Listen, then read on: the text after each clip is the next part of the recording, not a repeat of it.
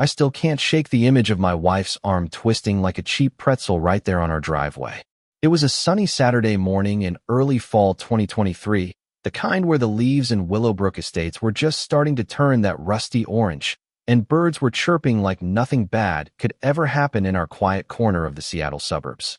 But then these two strangers in crisp uniforms roll up, flashing badges and clipboards, demanding cash for some bogus neighborhood violations we'd never even heard of.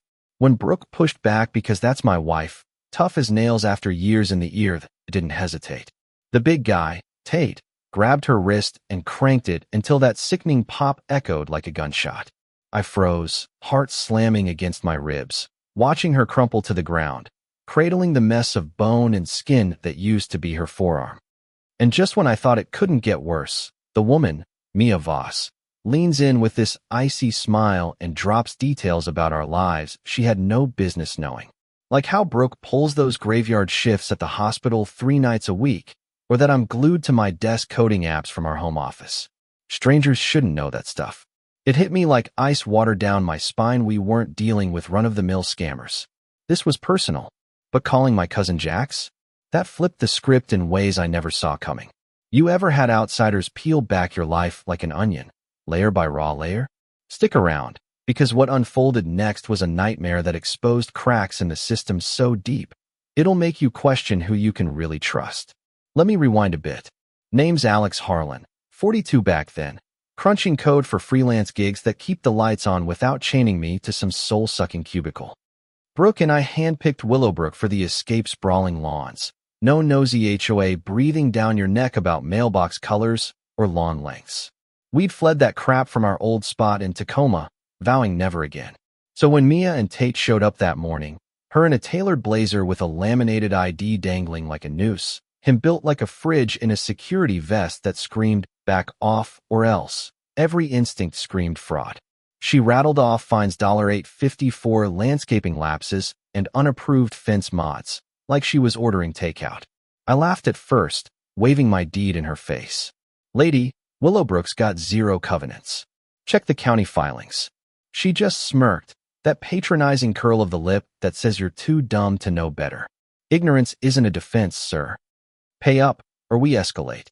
Brooke, God love her, 38, 5'4" of fire-forged steel from wrestling drunks and dodging flying bodily fluids in the trauma-baited flinch. She whipped out her phone, snapping pics of their docs, probably plotting how to bury them in a complaint. Tate's eyes narrowed, that predatory glint flashing. "Ma'am, stow the device." She fired back with words that'd blister paint, sidestepping for a clearer shot. That's when he lunged. It was surgical, like he'd practiced on dummies or worse. Wrist locked, arm yanked back, and twist. The crack wasn't loud, but it burrowed into my skull, wet and final, like stepping on a rotten branch that gives way to nothing. Brooke hit the gravel hard, her scream ripping through the air, not the practiced wail of a pro holding it together, but pure, animal shock. Blood vessels burst under her skin, the bone jutting ugly against the flesh. I dropped beside her, dialing 911 with fingers that wouldn't stop shaking, rage boiling up like lava. "Mia?" She jotted notes on her clipboard, cool as a morgue slab. "Non-compliance has consequences." Consequences? I'd show her consequences. The ride to Mercy Regional was a haze of wails and monitors beeping like accusations. Displaced ulna fracture. They said surgery stat, cast for months, therapy that'd drag on. Brooke, who'd stanched arterial bleeds without blinking, lay there pale and clammy, whispering, "Alex, who the hell were they?" All I could picture was Mia's parting shot as the ambulance doors slammed. Tell your night shift warrior to watch her step. Home alones get lonely. How? Our schedules weren't on Zillow. While surgeons pieced her back together, I paced the lot, thumb hovering over Jax's number. Most folks dial 911 and pray for justice. Me? I called family. Jax runs the Steel Vanguard, am not the outlaw stereotype from bad TV, but a crew with legit construction outfits, security contracts, and a code that puts blood first. "'Cause," I choked out, "they broke her." Like she was nothing. Silence stretched, thick as fog off Puget Sound. Then his voice, gravel low. "No one snaps Harlan bones and sleeps sound. We're coming." 20 minutes flat, Jax roared in with 2 rookies, vests patched in black leather, boots thudding like thunder. He scanned the fake side bagged, jaw tightening with each line. This reeks, Alex. Not Randa Sumion fed him your playbook. Prospects tailed Mia and Tate like ghosts on Harleys. Silent pressure that gnaws at the edges of your sanity. Grocery runs turned watched. Gas pumps felt like spotlights. But Mia? She doubled down that night, my cell buzzing unknown. Back off the shadows, or your girl's good arm joins the party. Unlisted number. How? I barely slept, staring at the ceiling fan's lazy spin, paranoia coiling like smoke. Sunday, Brooke doped on painkillers. I hit the keys databases, filings, registries. Zilch on Cascade Compliance Group. Enter Jax's wildcard. Riley, ex-Army Cyber, was in a faded Pearl Jam tee, jacking into my router like it was his. An hour in, screens bloomed with Dirt Mia's aliases stacking like poker chips across states, Ghost Core with zero revenue, and a fat pull from Innovatech's HR dump. My old gig 6 months back.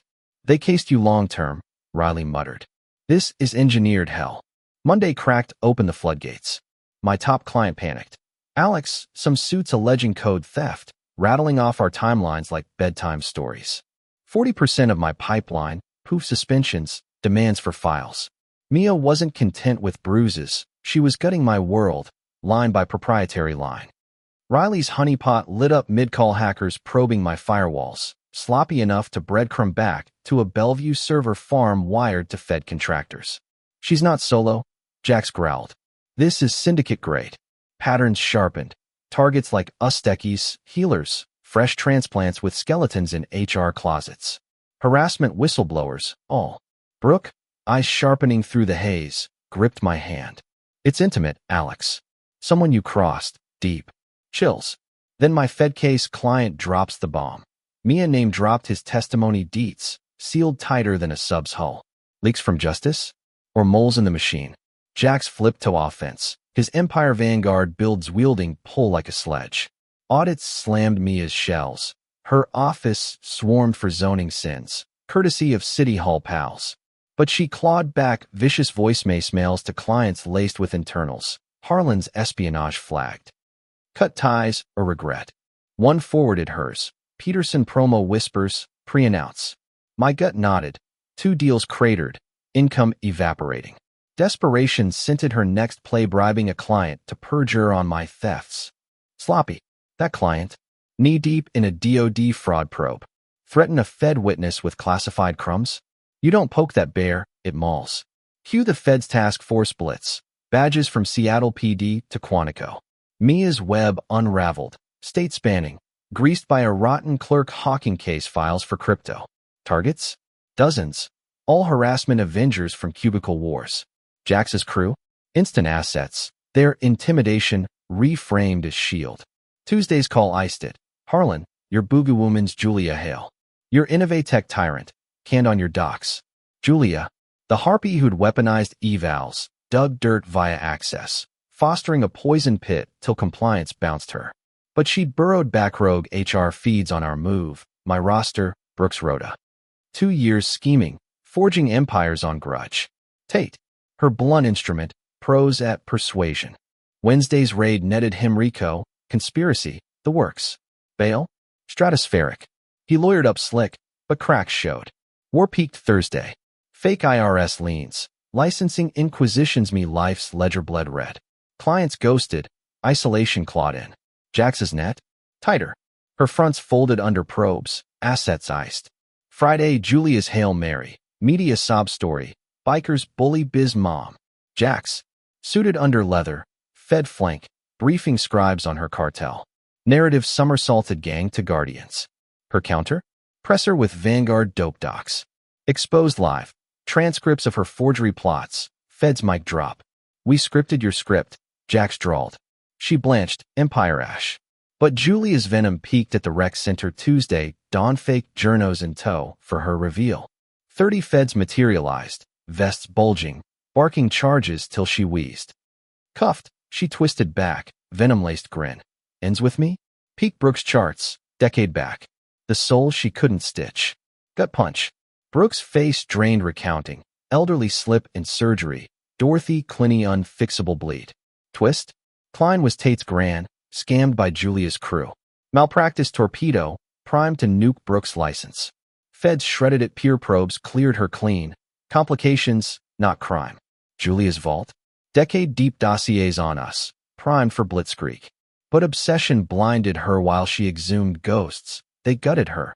Arrests rippling stateside, ledgers seized, a Fed scandal blooming with congressional teeth. 30 years hers, 15 Tate's. Forfeits flooded victims our bills, losses, scars, bankrolled by her filth. 1 year on, Jax flips patties at our block bash, kids dodging bikes like jungle gyms, Feds toasting his neighbors. Laughter drowns that snap, a symphony of survival. Justice? Slow burn beautiful when it torches the rot. But here's the gut check. Would you trust badges over blood when the system's the villain? Does fighting fire with fire make you the monster? Or just human? Ever wonder if whistleblowing's a death wish in America's grind? Spill and comment swats your line in the sand? Smash like if this fired you up. Subscribe for tales that rattle cages.